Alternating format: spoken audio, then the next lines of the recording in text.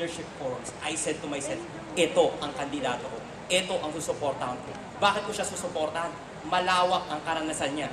3-term congressman, youngest defense secretary, youthful exuberance, at yung vision niya, yung pananaw niya sa mga problema natin sa lipunan. Unang-una, I was impressed with his platform of governance in terms of institutional reform. It encompasses all problems of society. Bakit? Kasi kung meron tayong malakas na institusyon, kung meron tayong malakas na sistema, kung lahat ng yun, mapagsasama natin, ang tao magtitiwala sa gobyerno natin. Sino ba naman ang hindi magtitiwala sa isang sistema kung mapabor sa lahat? Sino hindi maniniwala sa institusyong malakas at nagbibigay ng mga serbisyo sa mga tao from the poorest of people down to the middle class? That is why I'm voting for Secretary Gilbert Chicol. Okay, well said. Ito, mahalagang tanong kasi syempre, ito ay wise speak unang-una at alam naman natin na yung mga... Just created for the campaign, pero ginawa namin to para isulong nga yung mga youth and people sa agenda. Sino ba yung mga members ng MyERA? Ang members namin, students and young professionals. So ako nag-ikot na ako ng Pilipinas para ma-meet yung mga student leaders. Alam nyo, surprisingly, mga student councils sa mga law schools, mga big universities sa Luzon, Visayas, Mindanao, yung mga supporters namin. At ano yung issue pinag-uusapan namin? Hindi namin pinag-uusapan dito mismo yung eleksyon. Kasi nga, di ba, for the past months, hindi pa naman siguradong tatakbo si Presidente Estrada. Kaya, ang pinag-usapan namin lagi ay tungkol sa edukasyon, tungkol sa kahirapan. Alam niyo, pagpunta niyo ng Visayas at Mindanao, makita niyo yung mga lugar talaga doon na ay yung mga kabataan hindi makapag-aral dahil walang mga eskwela. At kung may eskwela man, hindi naman ito kayang makapunan para sa lahat ng mga estudyante. So sa amin sa MyERA, isinusulong namin ngayon sa education, sa kahirapan, at lahat-lahat ng mga programa, yung mga proper na platforms sa President Estrada. Gino, tatanong lang kita ng medyo curveball question, ano? Naalala ko nung time ng first presidency, nung presidency ni Ginoong Estrada, maraming mga kabataan ang nagalit sa kanya dahil sa binababaan daw niya yung budget para sa education. Lalo na dun sa mga tertiary schools, mga colleges. Meron bang sagot doon si President Estrada or meron ba siyang plano na in the future ay probably magbigay pa ng mas malaking kahalagahan sa edukasyon? Napag-uusapan niyo ba yun? Doon tayo sa mga kabataan, di ba sinasabi nga natin yung mga kabataan na nanguna sa EDSA 2 para paalisin si Presidente Estrada. So yung MyERA, binuo namin dahil kami yung mga kabataan na naging sorry doon sa pagsuporta namin kay GMA doon sa EDSA 2. Kaya kasabi namin, we are very, very sorry for what have happened in EDSA 2. Kaya binuo namin yung MyERA and Goodbye Gloria campaign. And then ito na nga tayo doon sa edukasyon. Alam mo, hindi ako naniniwala na si Presidente Estrada ay nagbaba ng budget para sa edukasyon. Dahil kung pakikitaan natin yung mga records natin, yung pinakamalaking budget allocation ni President Estrada ay sa social services, particularly sa education. So, hindi ko naniniwala na binabaan ni Presidente Estrada yung mga budget para sa education. Okay, sige. Si We'll move on naman. to Luis. That's your question. Pero Luis, pag-isipan mo na muna yung sasagot mo dahil sa meron pa tayong, okay, babalik ang YSP.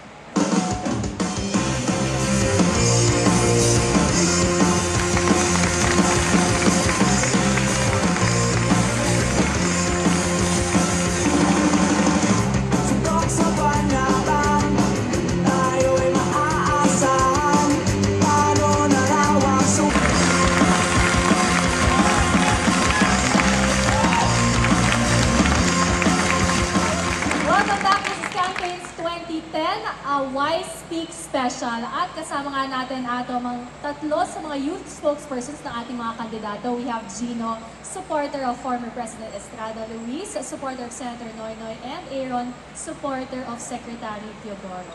Okay, kanina tatanungin natin si Luis kung ano nga ba yung nagawa ni Senator Noynoy Aquino doon para sa mga kabataan. Ano nga ba yung programa niya para sa kabataan? Isa dun sa mga konkretong trabaho niya bilang isang senador ay yung busisiin yung national budget ng Pilipinas, no? At si Senator Noynoy talagang isa siya sa pinakamasipag na magpupuyat yan para lang siguraduhin kung ano yung detalye ng mga expenses ng pamahalaan, lalo-lalo na para sa kabataan. Pero siguro higit pa doon, bukod doon sa kanyang konkretong policy proposals for the youth, siguro isa sa mga pinakamahalagang contribution din ni Senator Noynoy para sa kabataan ay yung patuloy niyang pagtayo at pagtindig para sa tama. para sa transparency, accountability, at good governance, no? Bagamat siguro at the start, it might seem not the immediate concern of the youth, kasi usually education, jobs, employment, ganyan.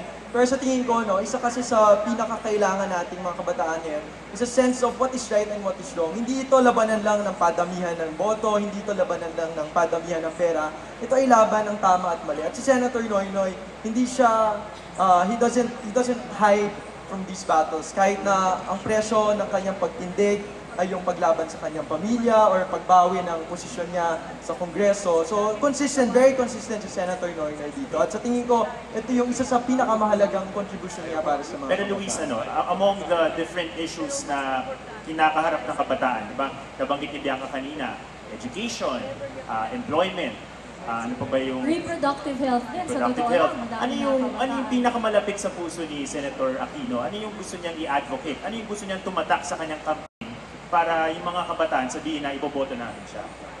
Ang isa kasing core belief ni Senator Noynoy is that a lot of the problems we encounter sa education, sa employment, in terms of investments, ay yung kawalan talaga ng maayos na pamumuno, na maayos na gagastusin yung pera ng bayan. No? Sa education, year in, year out, we have these problems about shortages, about textbooks. And a lot of these is caused by mismanagement of funds, or misappointment of people in government. And a lot of these can be changed if you elect a leader na ang interest lang talaga ay yung pagsilbihan yung taong bayan.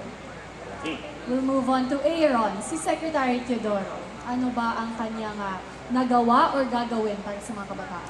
Well, basically, si Secretary Teodoro naniniwala na kailangan nating palawakin or i-expand yung ating revenue base. Bakit? Ano yung nangyayari sa national budget? Para tayong naglalagay ng tapal dun sa mga butas. Nililipat lang natin yung pantapal, pero hindi naman lumalawak yung kabuuan ng budget natin. Ngayon, paano natin ito ma-achieve? Siyempre, kailangan i-revisit natin yung pinaka-fundamental doctrine na nag-govern sa atin, which is the Constitution. But that's another topic. Now, going to education precisely, Secretary Teodoro has been very supportive of the Conditional Cash Transfers Program. Ano yung ibig sabihin ng Conditional Cash Transfers Program? Yun yung gobyerno nagbibigay ng incentive. I don't know, I think in some pilot areas, they're giving around 500 per month. Na kung saan, binibigyan ng gobyerno ng incentive ang mga magulang para ipadala ang kanilang mga anak sa mga paaralan.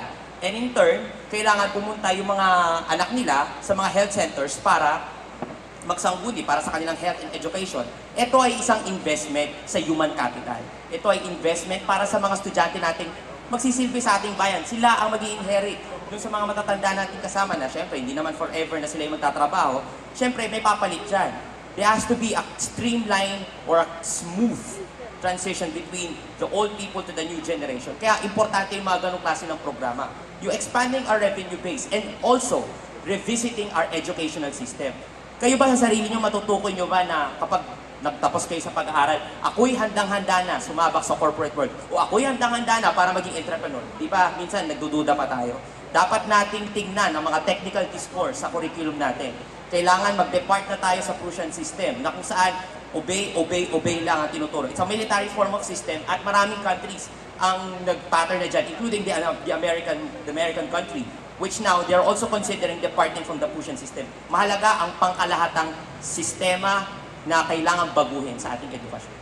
Okay, from one Aaron to another Aaron. Ito naman meron tayong mga tanong from our studio audience. Aaron? Thanks, Atom. Well, joining me right now, we have Carl from Ateneo, and he has a question for our panelists. So, Carl, ano yung tanong mo para sa kanila? Curious, as a supporter of your